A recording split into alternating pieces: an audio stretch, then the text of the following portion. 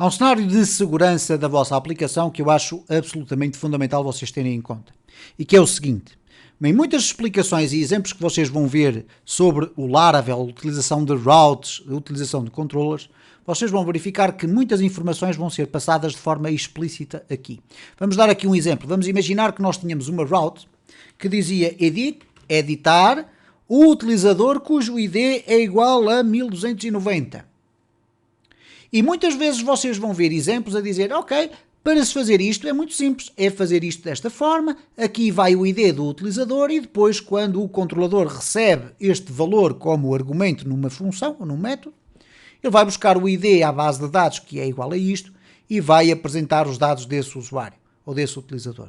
Qual é o problema de segurança? É que eu, percebendo que é aqui que está a ser passado o ID do utilizador, eu posso decidir vir aqui alterar manualmente para o ID 110. E neste caso, se o sistema não estiver preparado em termos de segurança, o que vai acontecer é que ele pode me mostrar dados de um utilizador ao qual eu não tenho permissão para aceder, por exemplo.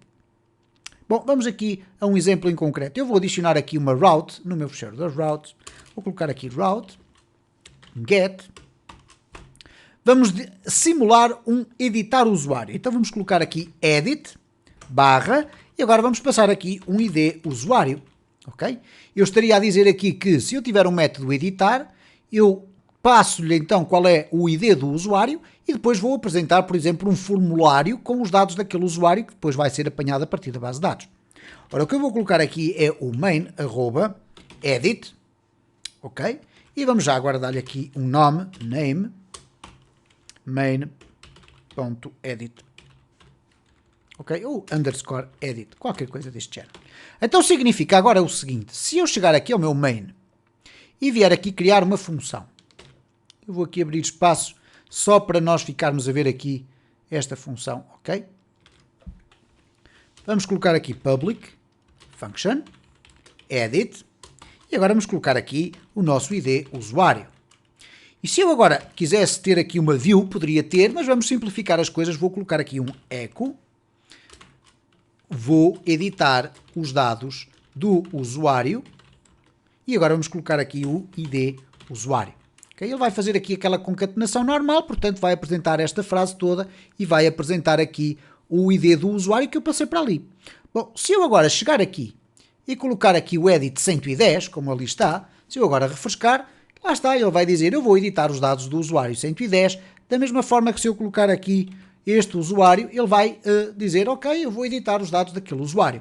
Ora, o que eu pretendo agora, no entanto, é mostrar-vos como é que nós podemos passar este ID de forma encriptada.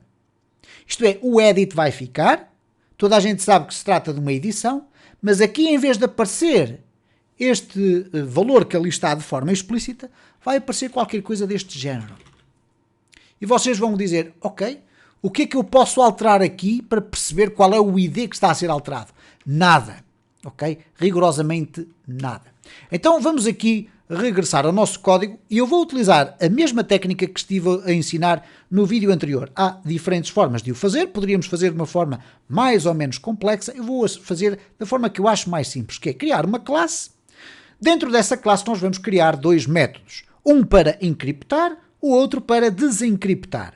E vamos utilizar um sistema de encriptação e desencriptação bastante sofisticado que já vem incluído com o PHP. Então vamos aqui criar uma classe só para fazer a encriptação e desencriptação. Vamos fazer aqui um new. Eu vou-lhe chamar mesmo enc.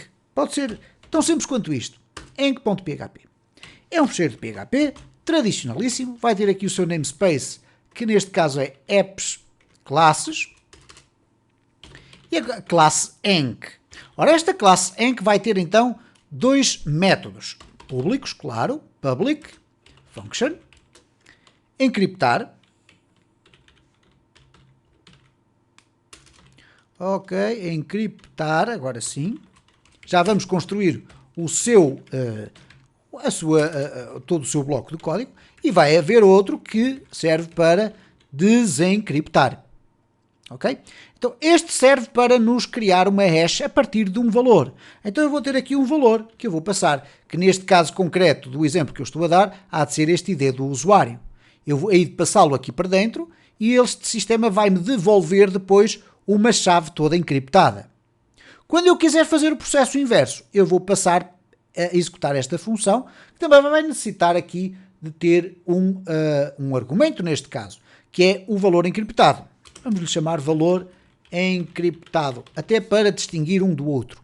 Bom, o que é que vai acontecer então agora aqui? Agora chamo a atenção porque aqui vai entrar um pouco de aspecto mais complexo.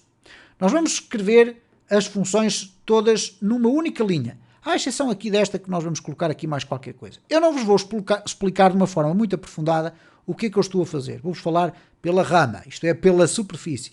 Mas de qualquer modo nós vamos utilizar um módulo que existe no PHP, ou na maior parte das instalações de PHP, que se chama OpenSSL. O OpenSSL tem a ver com o Security Socket Layer, é um mecanismo que tem sistemas de encriptação. Portanto, nada disto tem a ver com o Laravel, é com PHP puro. Poderíamos usar funções do Laravel, mas vamos usar PHP puro. Então, neste caso, eu vou dizer o seguinte, que eu quero fazer um return. Quero fazer o return de um bin2x. O bin2x é uma função que me vai devolver uma string que é uma chave, uma hash completamente randómica. No entanto, vai-nos devolver de binário, ou neste caso vai transformar um binário para hexadecimal. Certo? Então, o que é que ele vai transformar de binário para hexadecimal? Bom, o valor binário que eu colocar aqui dentro. E o valor binário é-nos devolvido pela seguinte expressão. Open SSL, aqui sim, Open SSL underscore encrypt. Ora, este OpenSSL encrypt é uma função do PHP que tem uma assinatura que vocês vão ver aqui. Neste caso, eu não sei se escrevi isto bem, ok? OpenSSL encrypt, ok. Aqui dentro, esta assinatura aqui é mais extensa. Reparem, ela pede um data, o data vai ser o valor, depois o método é a cifra de encriptação, vai-nos pedir uma chave de encriptação, que é uma chave que tem que ter obrigatoriamente 32 caracteres.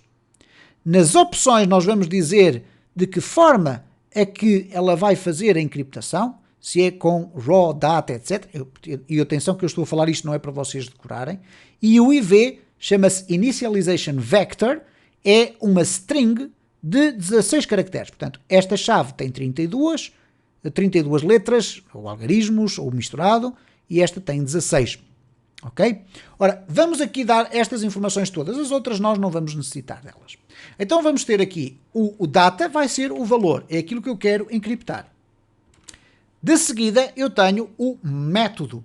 Ora, o método é uma string que define qual é a cifra, okay? O cipher method que nós vamos utilizar. Existem dezenas, literalmente dezenas de cifras diferentes, isto é, de mecanismos ou de máquinas de encriptar os dados. Eu vou utilizar aquela que eu considero uma das mais seguras. AES-256-CBC. Ok? Não me perguntem agora porque é que eu escolhi esta. Poderemos, eventualmente, se vocês quiserem esclarecimentos adicionais, poderemos fazê-lo. Aqui a seguir eu vou criar então uma chave. E esta chave tem que ter 32 caracteres. Convém, obviamente, que eles sejam randómicos, isto é, aleatórios. Ora, para isso eu tenho aqui uma extensão já instalada no meu sistema que se chama Random String Generator e que eu vos aconselho a instalar porque é muito simples de utilizar. Tem este ícone que aqui está. Como é que o Random String Generator funciona? Muito fácil. A partir do momento em que vocês o têm instalado, vocês colocam o cursor no local onde querem criar a chave, fazem Ctrl-Shift-P e agora fazem Random. Simplesmente assim, random.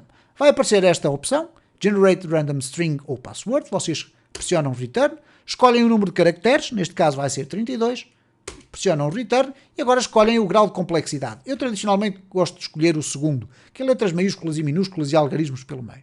Vamos aqui pressionar e reparem o que é que ele cria. Criou aqui então logo um conjunto de 32 caracteres completamente aleatórios. De seguida, eu vou colocar uma vírgula e ele vai me pedir agora qual é a opção. Opção igual a 0, etc. Eu vou escolher o Open. Reparem que aparece já aqui no IntelliSense uma série de informações. Vou escolher o OpenSSL Raw Data. este que aqui está. Ok? E de seguida ele vai-me pedir o IV. O IV é o Initialization Vector, que é também uma chave de 16 caracteres. Então, Ctrl-Shift-P, Generate Random String, neste caso 16, ok? E vamos escolher aqui médio. E reparem como nós já temos então aqui duas chaves. Uma que é a chave principal e a outra o Initialization Vector. Então eu tenho já aqui um mecanismo que me vai devolver uma... Ok? Vai-me devolver aqui uma hash. Vamos testar isto aqui no nosso sistema. Então eu vou fazer o seguinte. Aqui no meu construtor, que eu entretanto apaguei, ok? Tranquilo, vamos colocar aqui, vamos dizer aqui private enc. Vai ser aqui o nome da nossa classe que vai estar disponível em qualquer altura, porque nós vamos disponibilizá-la para todos os métodos da nossa classe main. Eu vou aqui no construtor colocar public function construct. Vou dizer que this enc é igual a new enc. E ele aqui não tem ainda importado. Obviamente eu já agora importei aqui o seu namespace e portanto passo a ter a possibilidade de utilizar o enc aqui dentro. Ou neste caso para fazer a instanciação e definir aqui este objeto que aqui está. Este objeto passa a estar disponível aqui. Então ele diz-me assim, vou editar o usuário que tem aquele ID. Agora reparem o seguinte, se eu disser assim, o ID usuário passa a ser igual a this enc e agora encriptar. E neste encriptar eu vou passar o valor, que é o quê? O ID do usuário. Ok? Então eu passei o ID do usuário. Este ID do usuário aqui é um número explícito. O que vai acontecer, no entanto, é que quando ele é passado para aqui, ele vai passar a ter um valor diferente. Eu ali coloquei um N a mais. Ele vai dizer o seguinte, ok, o ID do usuário não vai ser exatamente aquele que veio, vai ser uma encriptação daquilo que veio. E agora vamos ver o que é que vai aparecer aqui. Vamos aqui refrescar e reparem. Apareceu uma chave completamente encriptada. Obviamente que se eu colocar, por exemplo, aqui o 1, vai-me aparecer também uma chave encriptada. Esta chave encriptada é sempre a mesma para o mesmo valor. Isto é, se eu aqui refrescar, reparem que ela continua a ser sempre a mesma. Mas mal eu mudo para o 2, nós vamos ter uma encriptação completamente diferente, ok? E isto vale para algarismos como vale para um nome, por exemplo, João. Reparem, há ali uma encriptação. E posso-vos garantir, e vamos ver isso já no próximo vídeo desta playlist, que este valor que aqui está pode ser revertido através deste método que nós vamos escrever aqui no próximo vídeo desta série.